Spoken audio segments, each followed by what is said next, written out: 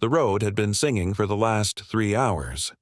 That's what Ray Kovac called it when the ice beneath 18 wheels of steel began to crack and shift, creating those high-pitched groans that traveled through frozen lakes like whale songs through deep water. 32 years hauling freight across the winter highways of northern Canada, and Ray knew every sound the ice could make. This one was different. This one was wrong. The load was standard, drilling equipment bound for a remote site 200 clicks north of Yellowknife. The route was familiar, marked by reflector posts every 50 meters when visibility allowed. When it didn't, you followed your gut and the faint tracks of whoever went before you. Ray had been following both when the ice beneath his right rear tandem gave way with a sound like a cannon shot. The truck lurched sideways. Ray's hands moved on instinct, countersteering, killing the throttle, feeling for that razor's edge between correction and overcorrection. For 3 eternal seconds, physics and experience fought for control. Experience won. The truck settled at a 45-degree angle. Rear axle sunk through 6 inches of fractured ice, frame resting on the solid pack beneath. Ray sat in the sudden silence, listening to his heartbeat slow, watching steam from his breath cloud the windshield. The engine had stalled. When he tried the ignition, it turned over once, twice, then died with a grinding protest. Something in the fuel system had frozen or broken in the impact. He tried again. Nothing. The radio crackled with static when he keyed the mic. "This is Convoy 19, Ray Kovac. Position approximately kilometer marker 243 on the Tibet to Contwoito route. I've got a partial breakthrough, truck disabled, requesting assistance. Over." Static. Then a voice, distant and broken. "Copy that. Weather moving, visibility. 12 hours. Say again, dispatch, you're breaking up." More static. Then silence. The radio was dying, battery draining faster in the cold than it should. Ray checked his watch. 2:47 p.m. Sunset in 90 minutes. Temperature already minus 38 Celsius and dropping. Wind chill would push it past minus 50 after dark. He reached behind the seat for his survival kit. Flares. 12 road flares, the kind that burned bright magnesium red for 30 minutes each. Most drivers carried 6. Ray carried 12 and had for 20 years. There were other items: emergency blankets, first aid, protein bars, fire starter, a small camp stove, but his hand went to the flares first, counting them like a miser counts coins. They'd laughed at him for years about the flares. At truck stops, in dispatch offices, over beers at the end of long hauls. Kovac and his flare obsession, they'd say. What's he planning? To signal Mars? The younger drivers were the worst. They had GPS, satellite phones, emergency beacons that talked to satellites in real time. Old man stuff, they called his methods. Paranoid trucker nonsense. Ray had tried explaining once, tried telling them about the pattern, the system, the code he'd worked out. A dispatcher in Yellowknife had actually rolled his eyes. "You think you're the military now, Kovac? Got your own signal protocol? Flares are for location markers, not whatever you think they're for." That was 3 years ago. Ray hadn't bothered explaining since. Now, sitting in a dying truck on cracking ice with darkness coming fast and a radio that had given up the ghost, those flares were everything. He climbed out of the cab, felt the wind hit him like a fist. The sky had that peculiar quality of impending whiteout. Flat gray, pressing down, stealing depth perception and distance. Snow wasn't falling yet, but it would. Soon. The ice around the rear axle had refrozen slightly, but the truck wasn't going anywhere without a heavy tow and someone who knew what they were doing. The load was probably fine. The drilling equipment was secured, nothing appeared damaged. But 38,000 pounds of truck and cargo sitting on compromised ice was a problem that got exponentially worse with every hour. Ray worked quickly. He had maybe an hour of decent light left. From the storage compartment, he pulled a tarp and began constructing a wind shelter against the leeward side of the trailer. His hands moved with practiced efficiency, even though his fingers were already starting to stiffen in the cold. The shelter was crude but functional, enough to block the worst of the wind, enough to trap a few degrees of warmth if he got the camp stove going. Inside the shelter, he laid out his resources like a general planning a campaign. The flares, the stove, 4 liters of water, food for 3 days if he stretched it, the emergency blankets, a headlamp with fresh batteries, and, most importantly, his notebook, a weather-beaten spiral pad where he'd documented the flare code over years of refining it. The code wasn't complicated. That was the point. In an emergency, with cold eating your brain and fear eating your judgment, complexity killed. The pattern was based on 3 principles: immediate recognition of distress, directional information, and minimal resource waste. Standard distress flares were simple. Light them, let them burn, hope someone saw. They marked a position but gave no additional information. They burned for 30 minutes whether you needed 30 minutes or 30 seconds. In severe weather, a single flare could be invisible beyond 100 meters.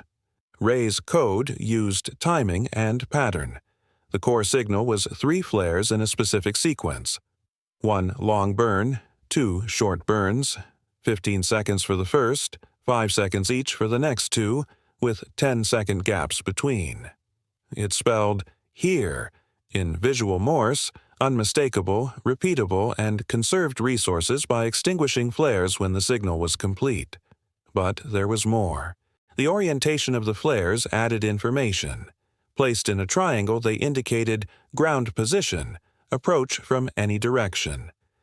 In a line, they indicated approach from this direction only, crucial on ice roads where only certain paths were safe.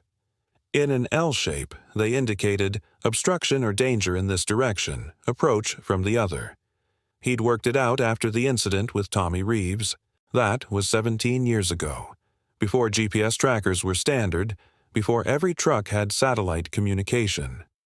Tommy had broken through the ice 30 clicks from help, had set standard flares, had waited. The rescue plane had circled for 20 minutes trying to pinpoint the exact location against white-on-white terrain. By the time they landed, Tommy had severe hypothermia. He recovered, but it was close. Too close. Ray had thought about it for months after. How could a man on the ground communicate more effectively with a plane in the air? How could he add information to a simple distress signal? The military had elaborate pyrotechnic codes, but those required training on both ends. Bush pilots and rescue crews weren't going to learn specialized protocols for every possible situation. The answer was simplicity plus pattern. Use the universally understood distress signal. 3 of anything, but add timing and spatial arrangement to convey additional meaning. Make it intuitive enough that any pilot or rescuer with experience would recognize it as deliberate, would understand that someone on the ground was thinking clearly and providing information. Ray had pitched it to other drivers, to dispatchers, even to a search and rescue coordinator at a safety conference. The reactions ranged from polite disinterest to open mockery. Overthinking it, Kovac. If you're in trouble, just light the flare and wait. Nobody's going to interpret your interpretive flare dance. The SAR coordinator had been the most dismissive.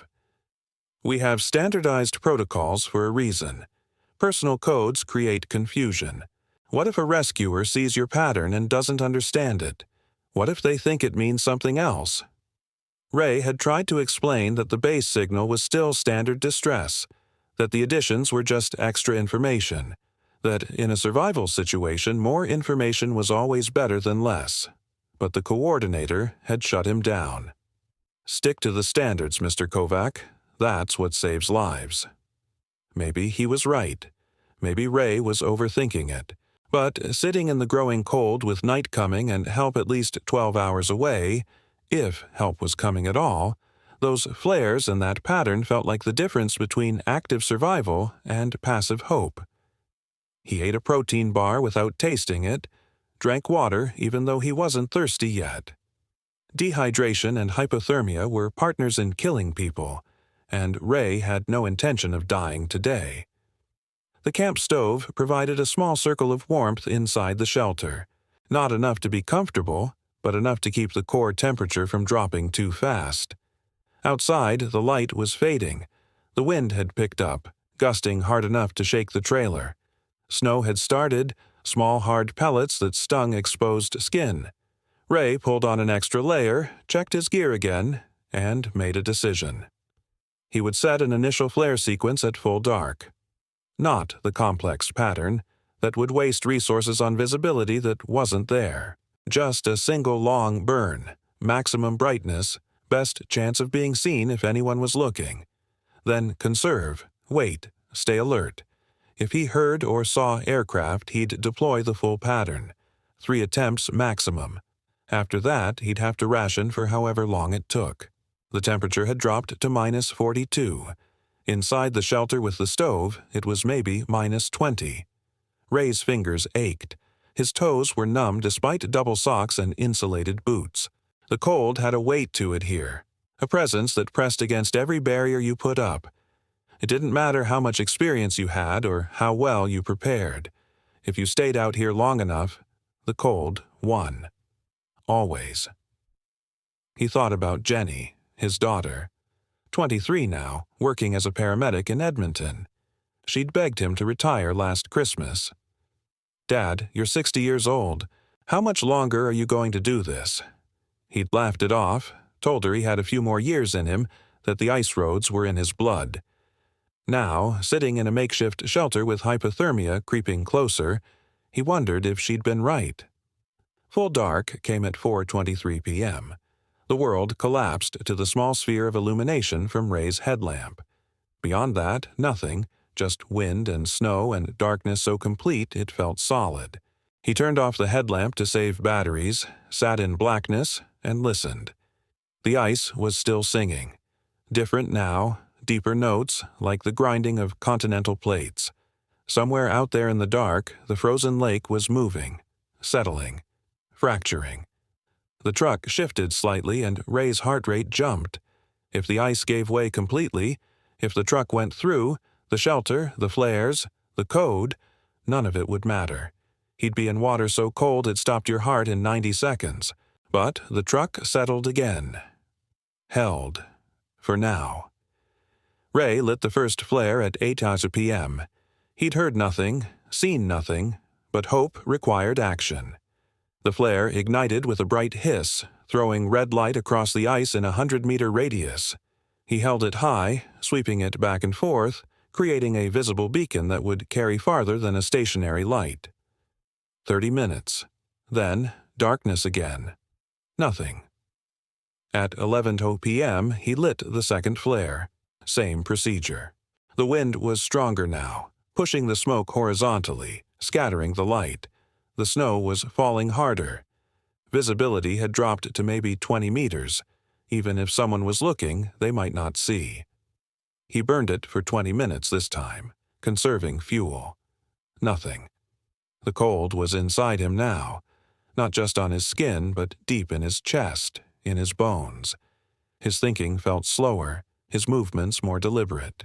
He recognized the signs: early hypothermia, the body prioritizing core over extremities, shutting down non-essential functions.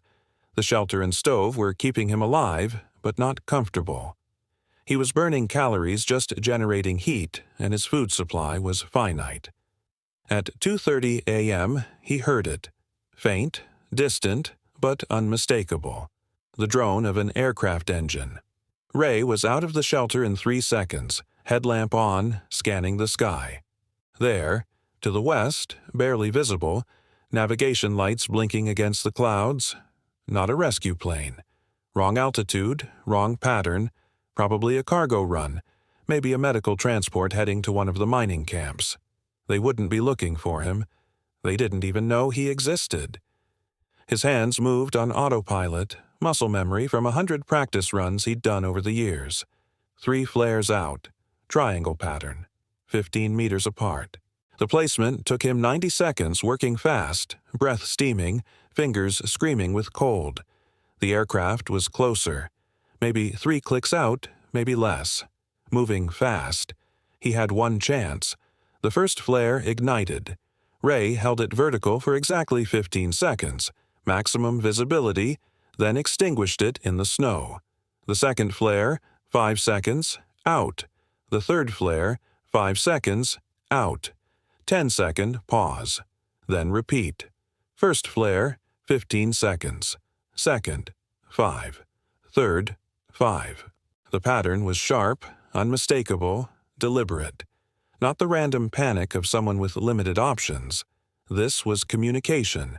This was information. This was someone on the ground saying, "I am here. I am thinking clearly. I need help."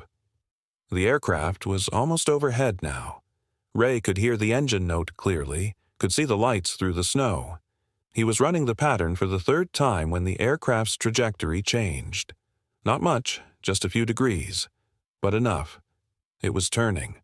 Coming back. 7 seconds. From the moment Ray completed the third repetition of the pattern to the moment the aircraft initiated its turn. 7 seconds. The plane made a wide circle descending slightly. Ray could see it clearly now. A twin otter, probably out of Yellowknife. The kind of aircraft that served remote communities and mining operations, flown by pilots who knew the North, who'd seen everything the winter could throw at them. The pilot was good too. He didn't come straight in. He circled twice, using the flare's location to assess the ice, looking for the safest approach. Ray kept the pattern going, using flares 4, 5, and 6. He adjusted the triangle to point toward the most stable ice, the direction where landing would be safest.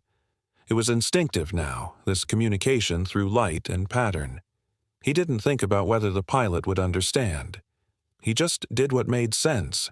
The Twin Otter's landing lights came on, brilliant white cutting through the snow. The pilot made one more pass, then set up for approach. The landing was textbook. Skis kissing the ice gently, full reverse thrust, minimal momentum. The plane slowed to a stop 60 meters from Ray's position.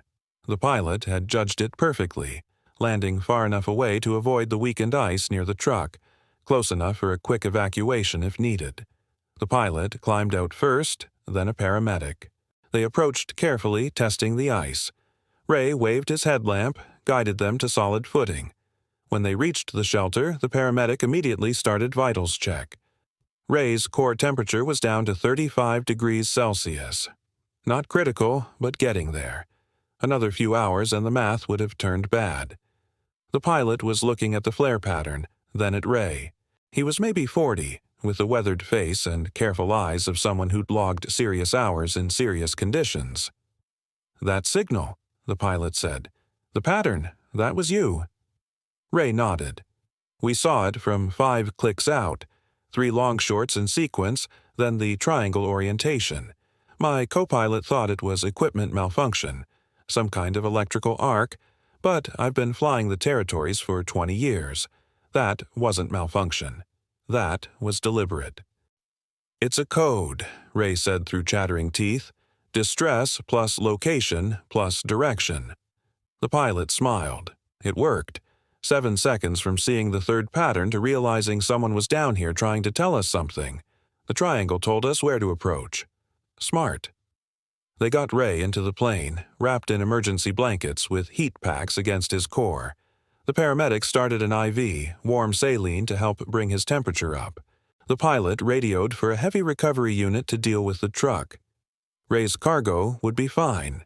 The ice would hold until morning, and the drilling equipment wasn't going anywhere. As they lifted off, Ray watched his truck recede below, a dark shape against darker ice, marked by the spent flares that had saved his life. The ridiculous code that nobody wanted to learn, that dispatchers dismissed and drivers mocked. It had worked. Not because it was complex or clever, but because it was simple enough to execute under stress and obvious enough to catch the attention of someone who knew what to look for. The pilot came back from the cockpit during the flight to Yellowknife. "That signal of yours," he said. "You should document it, share it. There's nothing official like that for ground-to-air communication in survival situations. It's all just light a flare and hope."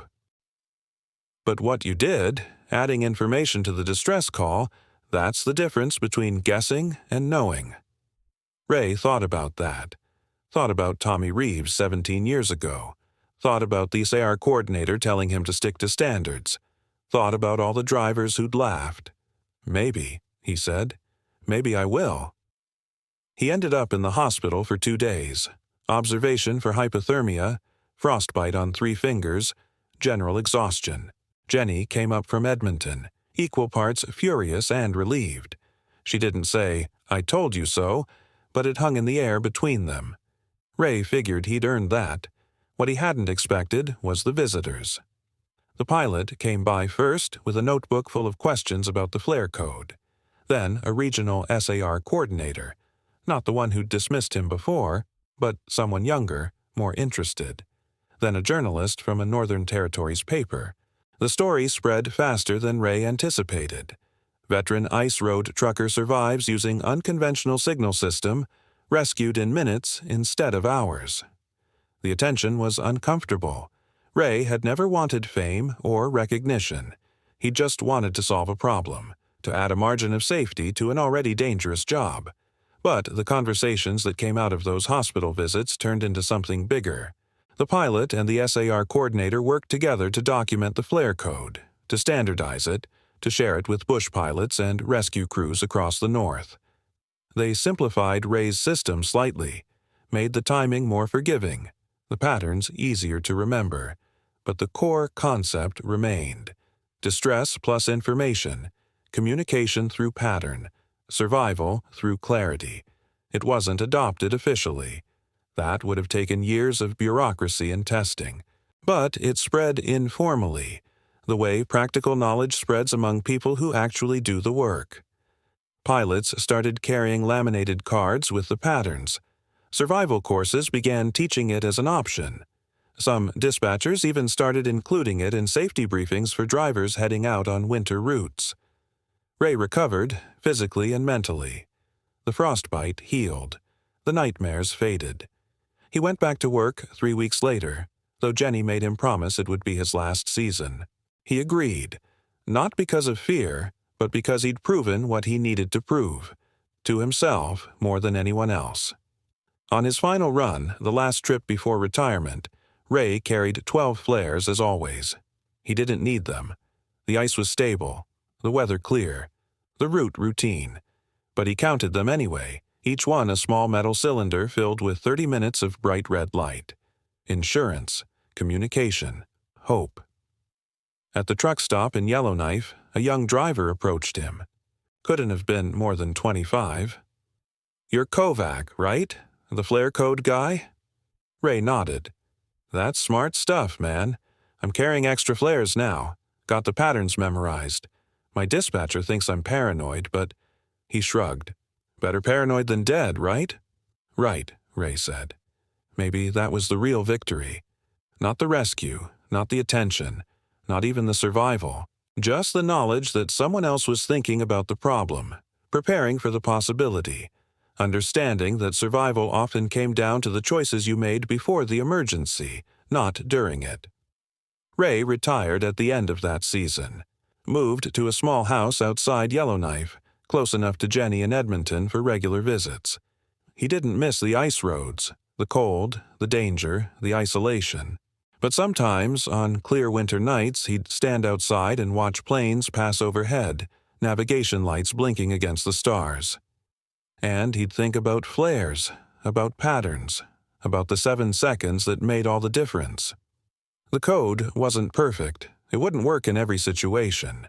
But it gave people options, added information to a desperate moment, turned passive waiting into active communication.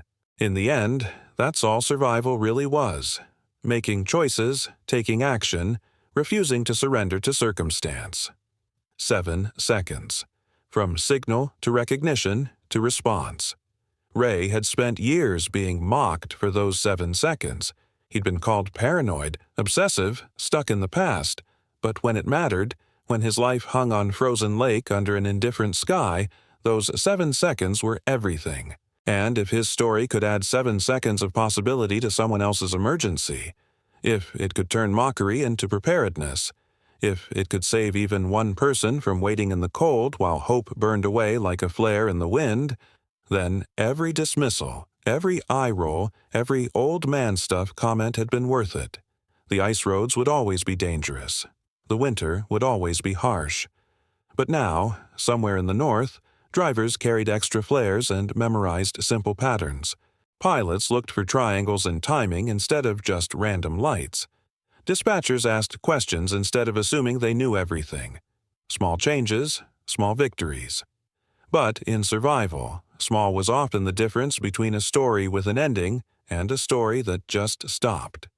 Ray Kovac's story had an ending, and more importantly, it had a beginning for others.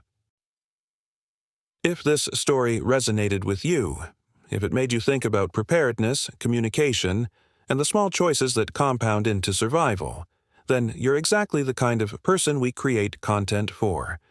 We explore real survival situations, practical skills, and the psychology of staying alive when everything goes wrong. Subscribe to see more stories that challenge conventional wisdom, celebrate practical knowledge, and remind us that sometimes the most ridiculed ideas turn out to be the most valuable. Hit that subscribe button, and let's keep exploring the edge between danger and preparation together. Because in the end, survival isn't about luck. It's about information, preparation, and the courage to trust your own judgment even when everyone else is laughing.